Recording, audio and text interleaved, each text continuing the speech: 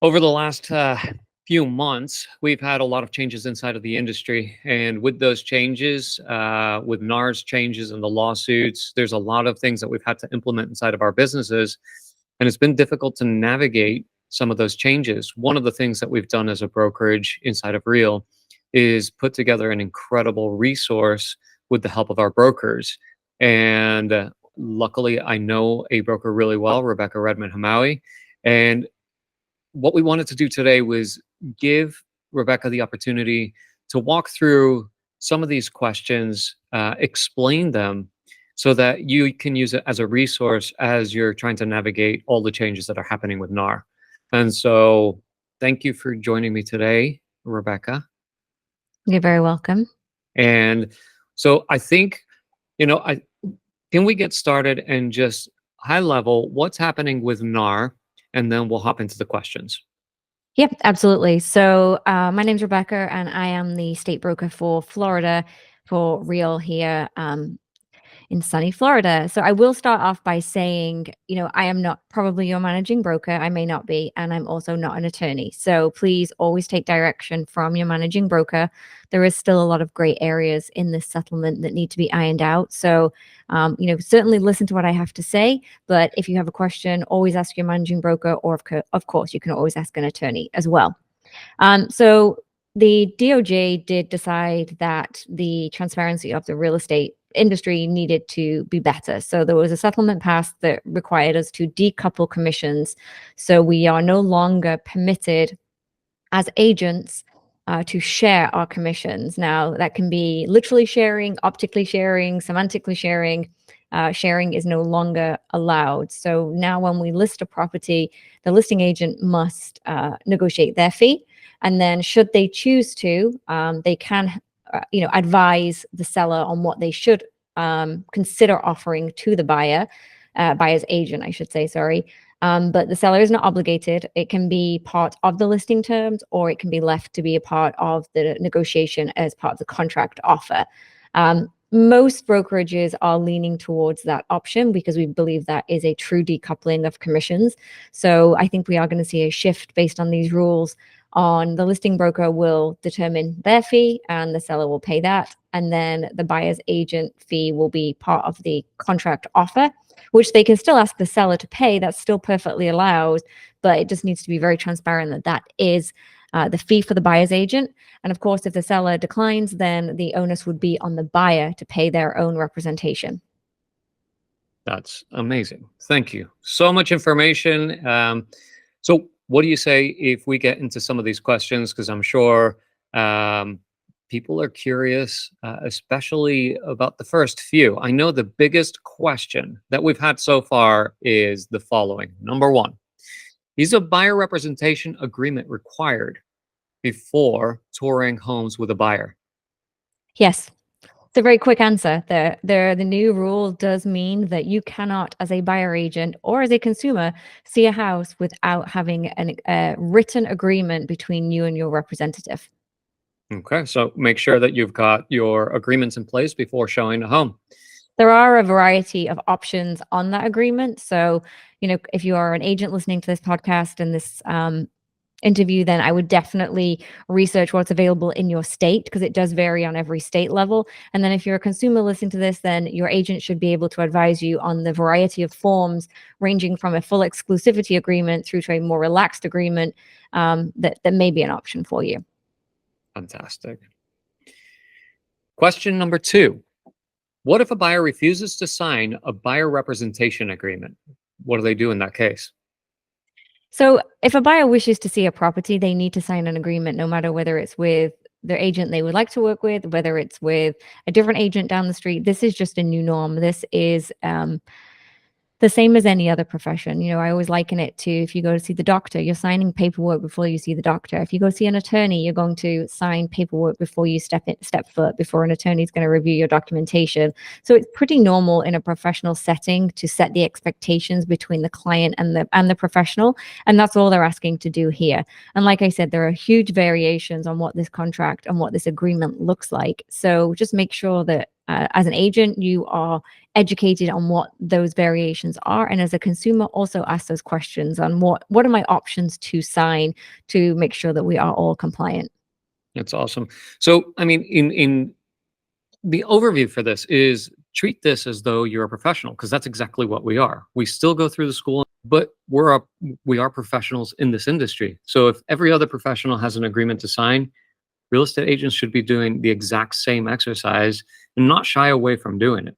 Absolutely. I mean, we are a professional, and I strongly believe that this new rule will, it's going to be rocky for a little bit because it's new and change is always difficult, and a lot of people hesitate with change. But change is inevitable, and I do believe that once everybody begins to understand this, it will actually elevate our profession and will increase the transparency in all aspects of our profession.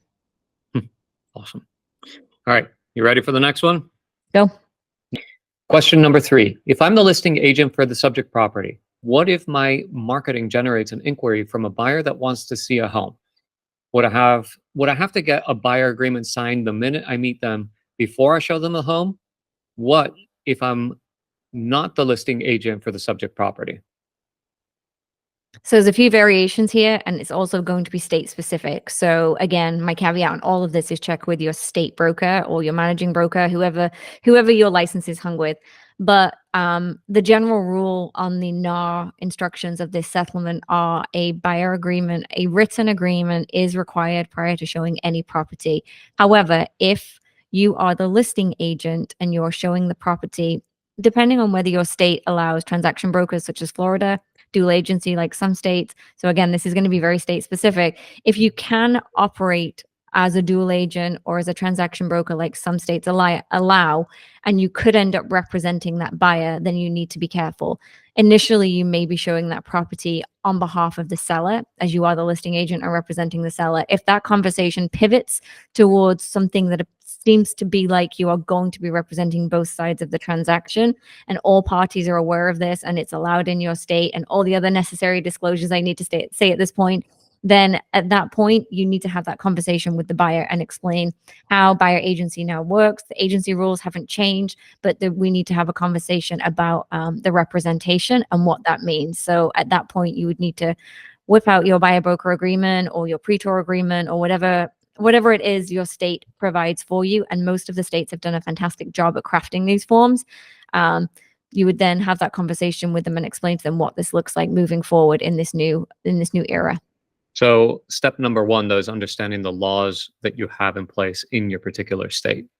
That's always going to be your first port of call. We have this now overarching NAR settlement, which is guiding us all, but there are still state rules. There are still MLS specific rules. Brokerages will also interpret this differently depending on which brokerage you're with. So just, lean into the people who you're supposed to lean into and get guidance from them. But as a general rule, I would say certainly in Florida where we are, if you're showing your own listing, then you're representing the seller at that point. And you just need to be cognizant of when that conversation swaps to whether you're going to represent the buyer. Awesome. And if you've got questions, please make sure to list the comments below. We'd be happy to answer them in a future date. Number 4, does the requirement to use a written buyer agreement before residential showings also apply to commercial transactions? And this one's fairly straightforward. Yeah, so the NAR settlement has been very clear on this, and it is only affecting residential sales at this point. It may change in the future, who knows? But in general, commercial real estate has always operated in a decoupling of a commission type setting anyway, so this wouldn't be super foreign to them. But in reference to this new settlement, it is purely in reference to residential sales, not commercial and not rentals or leases. Okay.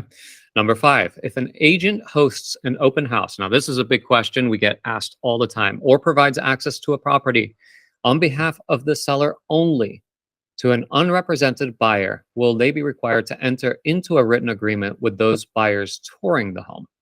No, not at this time. NAR have been pretty clear on this instruction as well. If you are representing the seller and you are operating in the interest of the seller, then you are not needed to have any kind of agreement between that and the unrepresented buyer. That's great. Number 6, do these new rules apply apply to residential rentals or only for residential sales? And this came up.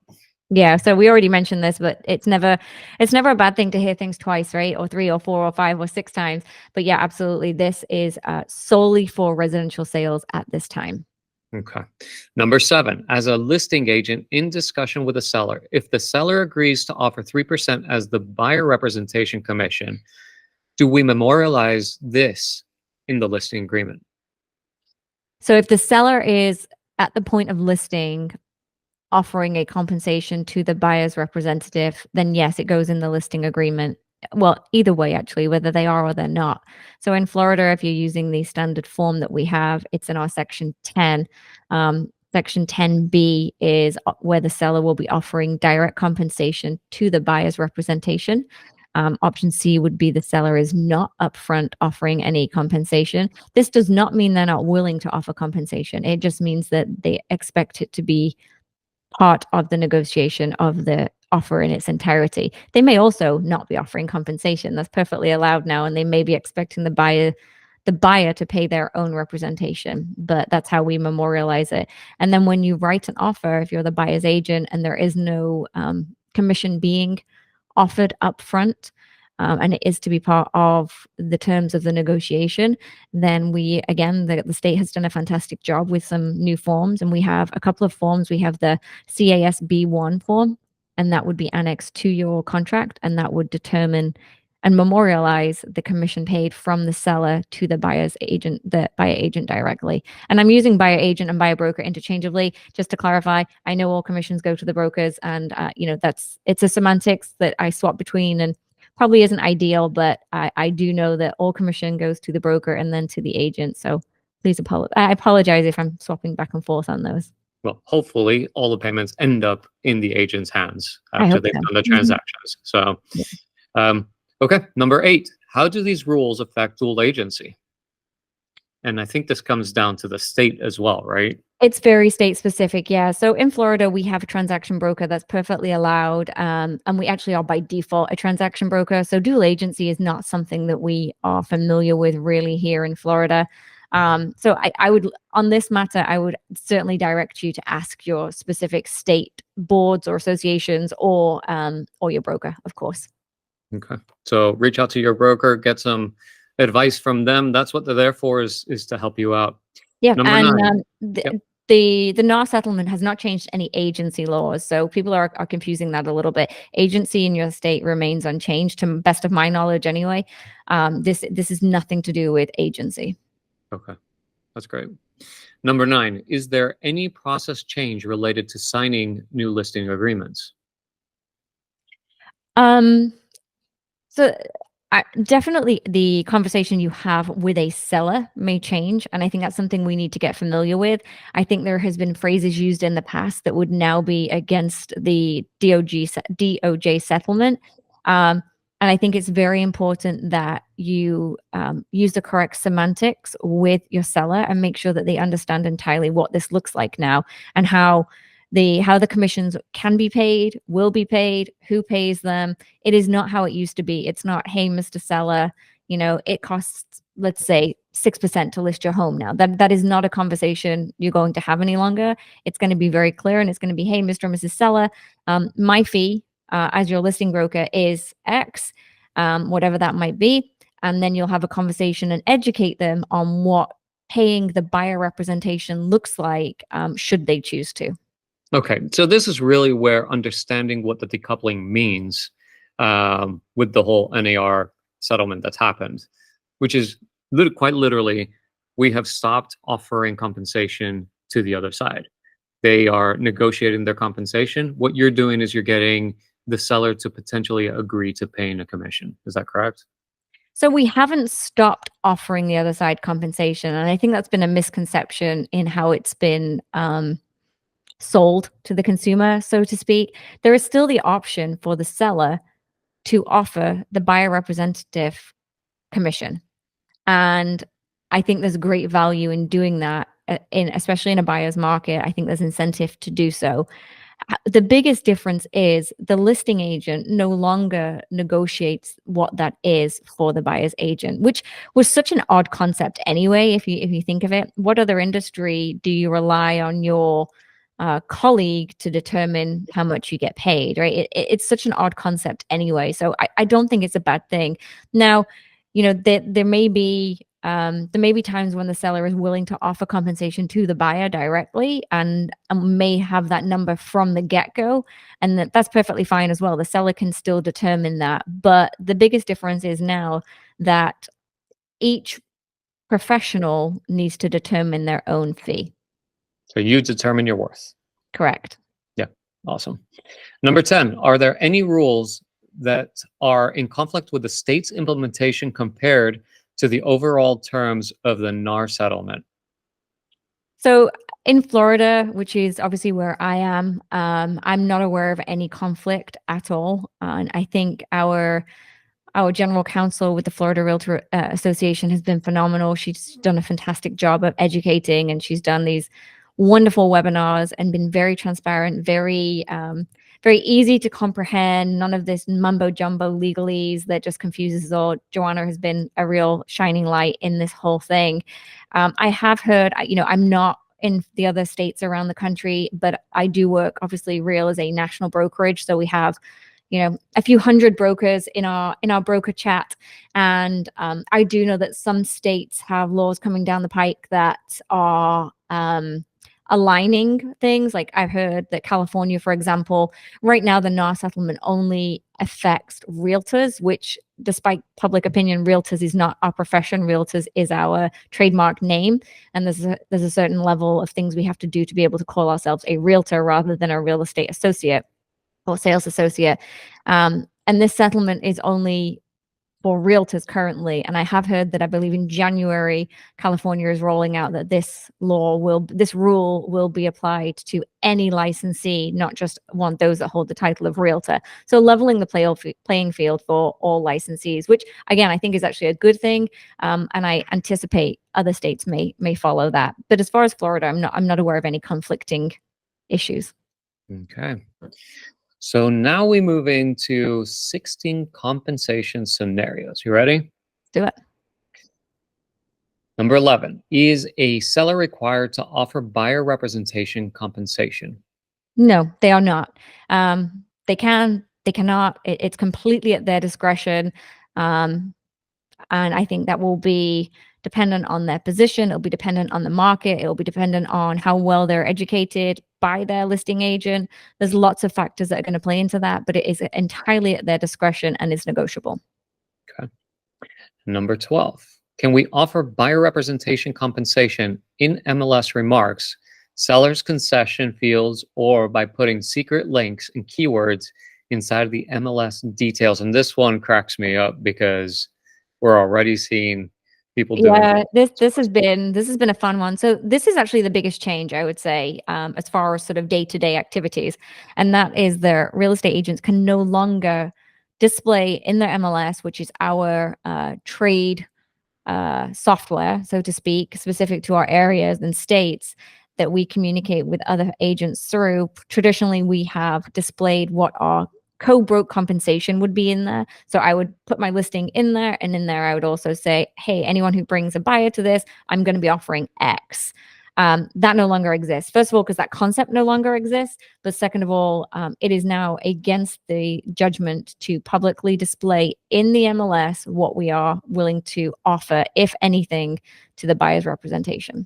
Okay.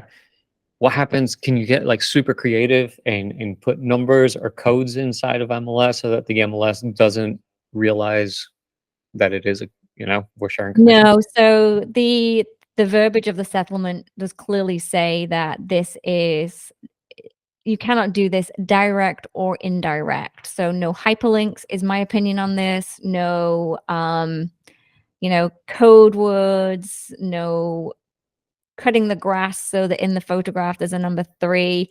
Like there's been all kinds of crazy creativity, but no matter how creative or how cute you get, as Sharon said the other day, which has made me laugh, you cannot display the money, if any, zero or however much the seller is willing to pay the buyer agent within the MLS. That is strictly prohibited as of, depending on where you are, it may have already happened, but as of August 17th, that will be eliminated entirely.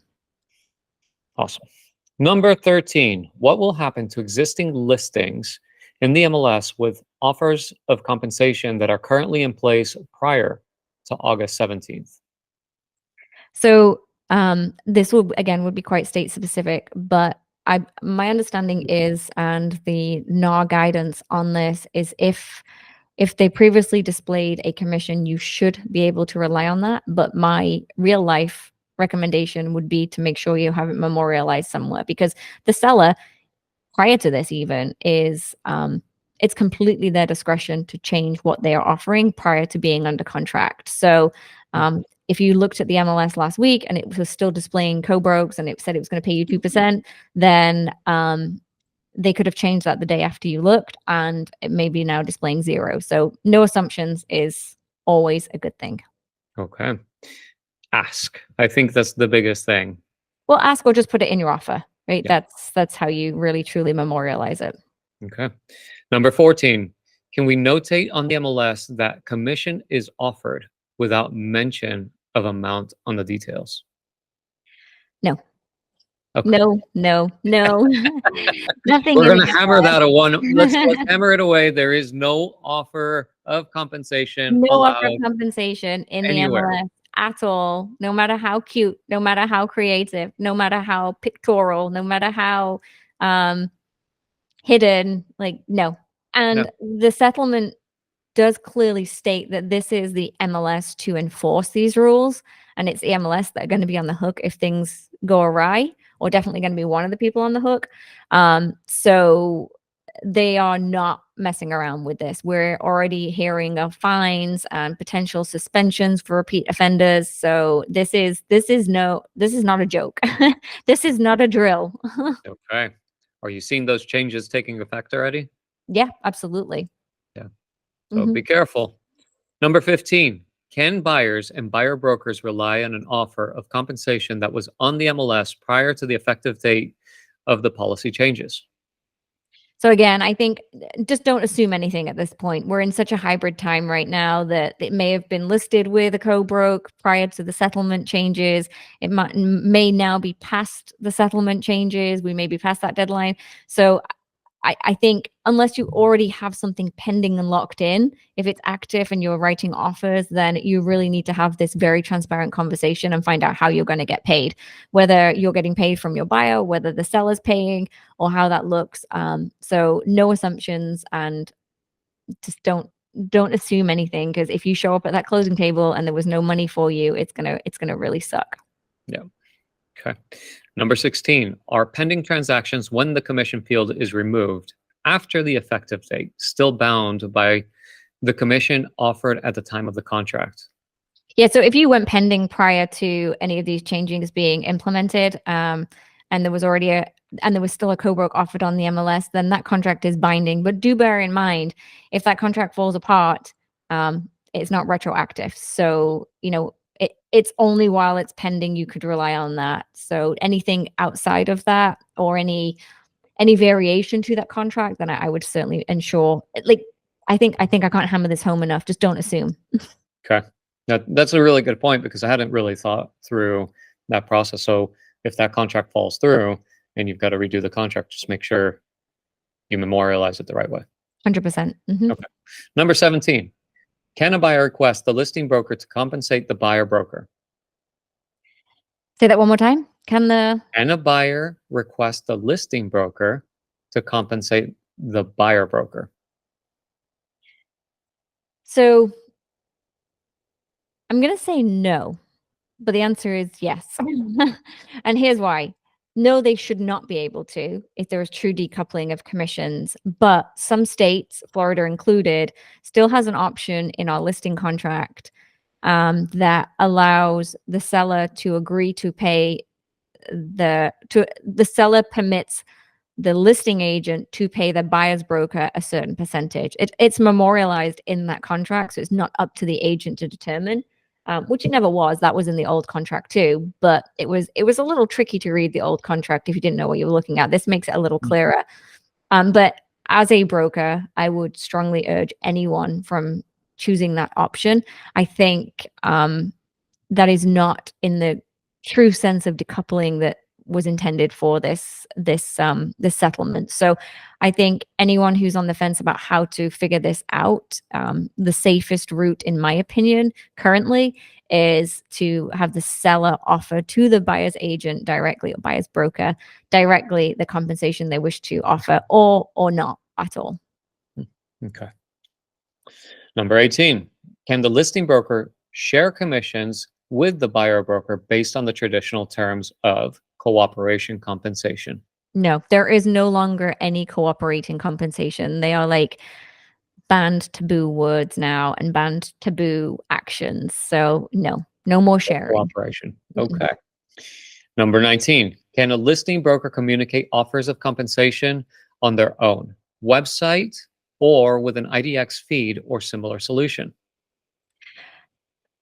Yes is the short answer, but I would definitely check with your broker and your brokerage on what their stance is on this. You can display the compensation on your listings only. So like if I have a listing on my personal website, I can put what that compensation is publicly. That's absolutely fine. I cannot still put it in the MLS in any way, shape, or form, but you can display it on your flyers, you can display it on your yard signs, you can display it at your open houses. Yeah, compensation can still be offered and can still be publicly displayed, just not via the MLS. Okay, you're going to answer this one again. So it's number 20.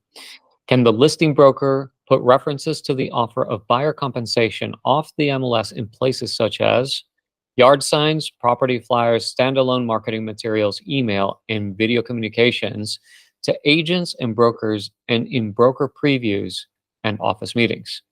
Yes, the rule is purely regarding the MLS as far as displaying commissions. So anything outside of the MLS is fair game for displaying a compensation if one is offered, and if your seller has instructed you to promote it.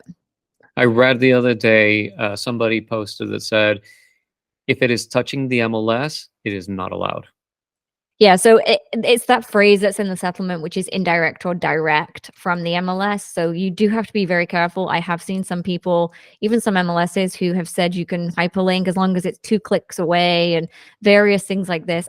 Personally, I would steer clear of anything that, we keep using these words, semantically or optically or mechanically appears to be a sharing of commission or sharing of commission information via the MLS, because while it may be okay now, as some have interpreted, it may not be okay down the line. So the sooner we move to this streamlined 100% decoupling, I think the quicker we'll be on target to not face more and more changes as we progress. Wonderful. 21. The listing agent does not have to disclose their fee agreed upon in the listing agreement to the buyer broker. But does the buyer broker now have to disclose the buyer agent compensation fees to the listing broker as part of the offer by sharing a full copy of the buyer representation agreement? So NAR have been pretty silent on this, but my take, and I did also call the Florida Legal Hotline on this. So I don't know what's going to be the end result of this, but currently as it stands, I believe the agreement between the buyer's representation and the buyer is a contract and an agreement between those parties, between the buyer broker and the buyer. I don't believe the listing agent or listing brokerage, or even new builds, to be honest, have any enforcement or right to be able to see that agreement. We don't, as buyer's agents, we don't ask to see and never have asked to see the listing agreement. So I think it sort of falls in the same line as that. I don't know where NAR is going to fall on this, and I'm sure there's going to be guidance on this soon because it is a question that's coming up a lot. But right now, my stance personally is that agreement is between the buyer and the buyer's representation. That's great. Number 22, what happens in the situation where we make an offer on an off market listing like a pocket, expired, or for sale by owner? So this is exactly the same as we always would have done, right? This is um, if you were approaching an off-market property or a for sale by owner where you didn't know what they were offering as compensation, basically our entire world is now that mechanics. So you would approach the seller and you would say, "Hey, Mr. and Mrs. Seller, I have a potential buyer for your property. Preferably do it before they're stood behind you on the doorstep." Um, and say, if I bring a willing and able buyer, what, if anything, are you willing to offer? And they may very well turn around and say, put it in the offer now. Previously they probably would have displayed on their for sale by owner, buyer friendly, willing to pay, 2.5% co-broke or whatever. They're going to be more savvy now. So they may say, they may very well be upfront and say, yeah, absolutely. If you bring me a willing and able buyer, I will pay you 2.5%. Or they may say, put it in the offer and we'll negotiate, which is absolutely fine. They're perfectly allowed to do that. And in Florida, we do have forms now to memorialize that as part of the contract. We have this CASB form, CASB 1, I believe it is, which is commissioned from seller to buyer broker directly. And that would just be part of your offer, and that's how you would memorialize it. Yeah. This is that one instance where you continue to negotiate your worth. You have to go in, you're going to have to negotiate it. It's just become across the board. You're going to have to produce your value. So prove your worth and get compensated for it. And if you educate your buyers as well that this may not be the case, then they've got to be ready if they love the house to pay your compensation. So it's actually working exactly the same across the board. Exactly. Okay. Number 23, in the buyer agreement, can buyer and buyer broker agree to a range of compensation? No, NAR have been very clear on this. Again, don't be creative. I think that's kind of what we just have to learn here. This is the new rules. This is the new way forward. Like, accept it, learn it, and embrace it. Trying to be creative and saying, I'm going to put anything from 0.1% to 99%, or, from $1 to $1 million or any other range in between is simply not allowed. So you will have to determine your fee in that buyer agreement. And if that needs to change, you can do a modification. That's absolutely fine as long as everyone's agreed and everyone's signed off on it. But yeah, there are no ranges or creativity. And that's where we got into trouble before. We just weren't clear on our ask, what our compensation was. So be very clear about your compensation. No ambiguity. Number Exactly. 24, what happens if the final buyer commission offered by the seller is higher than the fee negotiated in the buyer representation agreement? What happens if it's lower? So the rule is the buyer's agent can only collect what is detailed in their buyer agreement from no matter what source. So whether the seller is paying, whether the listing broker has been instructed to pay, which we're steering clear of, or whether the buyer is paying the agent directly, no matter what source they come from, or whether it's a combination of those sources, it can only total what's on your buyer agreement. So if you have negotiated your buyer agreement to, let's say, I don't know, 4% is going to be your fee, and you go to a new build and that new build is offering you 8%, let's say, you have options. You can take the 4 because you can't take the 8 that the builder is offering you. That is against the rules. Or you can go to your buyer and say, "Hey, Mr. and Mrs. Buyer, I know I said I'd work for 4%, but how about we redo this modification to 8% because this is what this builder is offering?"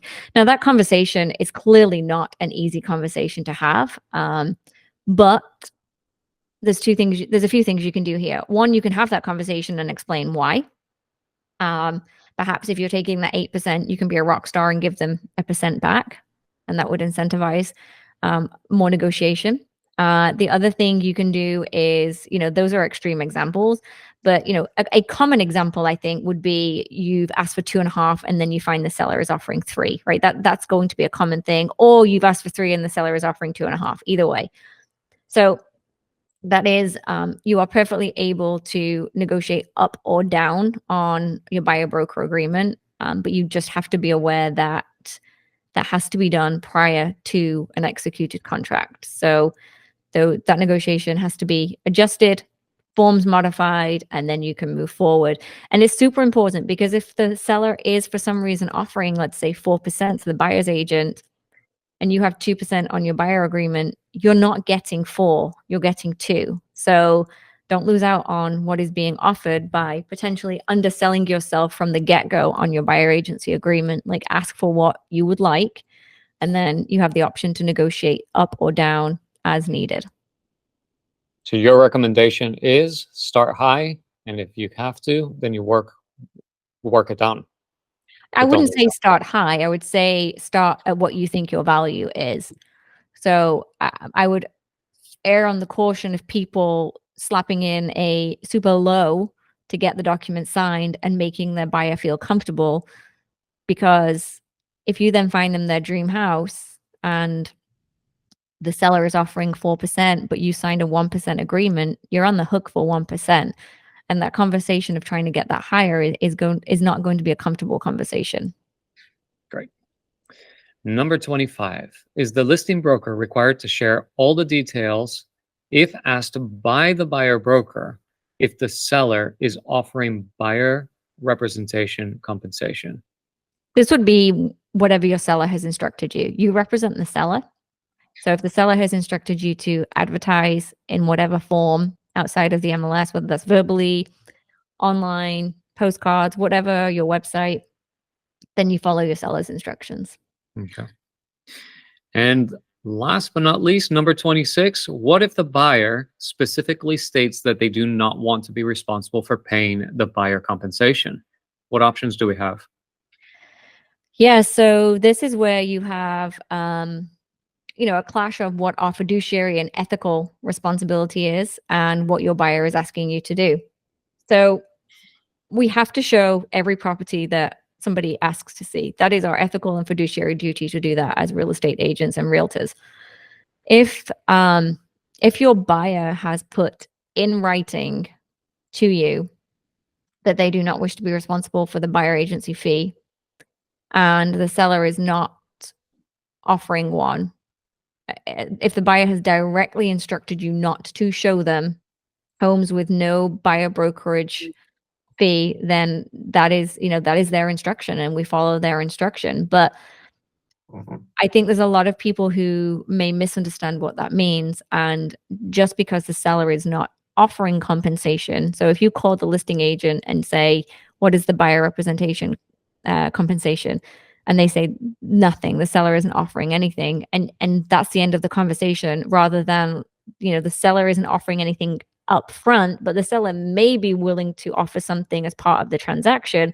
Then you need to get that clarification, because just to eliminate a home because there's nothing being offered up front is kind of against what this whole thing's about, and is not demonstrating what our job is, which is to negotiate and get the best home for the client. So while that may be your instruction from the buyer, I think you need to dig in a little bit deeper on what that means when you speak with the listing agent and have that conversation. Okay, well, I understand Mr. Seller isn't offering anything right now, but is he or she open to offering based on the terms of the offer? And I do believe most sellers will still have that, as in their best interest to do that. And then if obviously all of that is no, like he is absolutely not going to offer anything, your buyer is 100% responsible for your fee, then obviously that's a conversation you need to have with your buyer. But I do strongly believe that most commissions can still be negotiated as part of the offer. Awesome. Rebecca, before we go, if you had one thing that agents should take away from all 26 questions today, what is your piece of advice to those agents to be able to succeed in this changing market? So my advice would be outside of those 26 questions. I think those 26 questions are, fact, they're mechanical facts, etc. But what I really would recommend all agents do right now is work on a couple of skills. And those skills are, well, I would say 3 skills. One, get incredibly comfortable with the value proposition you have as a buyer's agent and asking for your worth. Number 2, I would become an absolute ninja at negotiations. Negotiations is going to be probably the best skill you can learn now as a buyer's agent. And, buyer's agents or seller's agents have not had to particularly use those skills over the last few years. It's been a very, I don't like the word easy because it's a job and it's hard. And even when you're busy, it's still hard. But it's been there hasn't required a ton of negotiation skills. And I think that's something that perhaps agents who've only been in the industry a few years may really want to work on. And some of the agents who've been in forever, we may have got complacent on those things as well. And lastly, another factor that is hugely, hugely undervalued in this industry, in my opinion, is how to craft an offer. Like, it isn't just filling in the blanks. You don't just walk through the contract. Yes, legally, it is just filling in the blanks. But how you get to that net result that makes a buyer and seller happy with the sale and happy with the purchase, for the seller to feel like they got what they want and for the buyer to feel like they got the deal they want. There are so many variables on that route to the end game.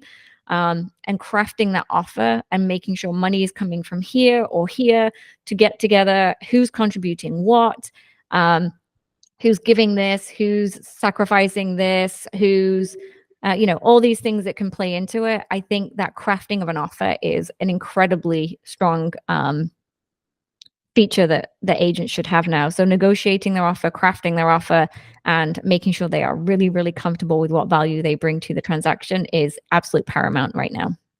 Okay. The last thing I want to touch on is we have built as a brokerage some resources. Can you talk to us a little bit about the resources that we've put together and who it's available for? Yeah, absolutely. So Real Broker has created this Real Buyer Playbook.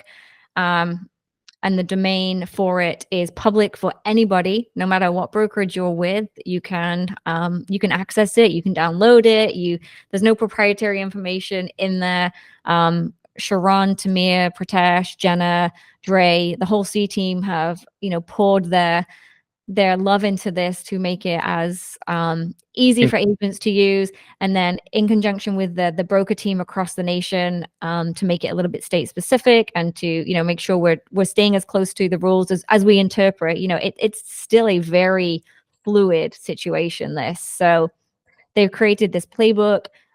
They've created the 26 questions we've discussed is on there. We've done a podcast discussing it previously as well with Sharon and working through it. They've got all kinds of training rolling out over the next few weeks and months on the mechanics of all this. Like, we now get what this means. Now, how do we implement it? That's next. We have some on the road live training that's coming to various cities around the country with the Real Academy. So all this is completely brokerage agnostic. Anybody is welcome. We are just here to try and level up the industry. We have this amazing pool of resources with our C team and our support team and our legal team and everything around us, and we're able to leverage that to be able to help lift the industry in any way we can. So yeah, that's a phenomenal resource that anybody can have. Awesome. So we'll be dropping all of those resources and the links in the description below. We'll make sure that all of you guys have it. And it'll be displayed as we start to publish some of these questions and you see them. It'll all be there. We want you guys to have them, to reach it easily. And I hope that today was useful for everybody. And if you've got questions, make sure to reach out to us. We're both super busy and trying to understand the industry and going through all of these changes with you guys. But I know Rebecca is more than happy to give you guidance if you need a little bit of guidance. Again, reach out to your brokers if you've got questions. That is your first point of contact. And if you're not sure, reach out. We can help walk you through that process. Any other comments from you, Rebecca?